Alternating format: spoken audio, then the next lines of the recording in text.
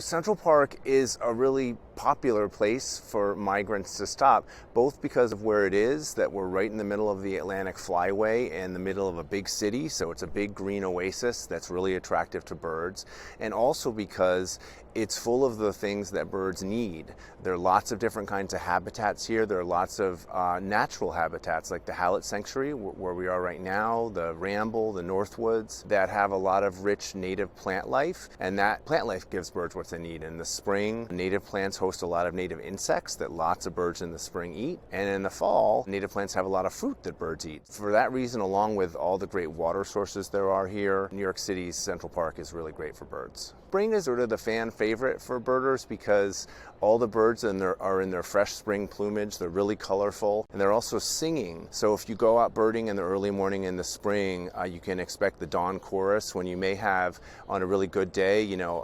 70, 80 kinds of birds singing all around you. This spring, birders in Central Park have been very aware of changes related to climate change. So many of the trees and shrubs have bloomed out early before the migratory birds that depend on them have arrived.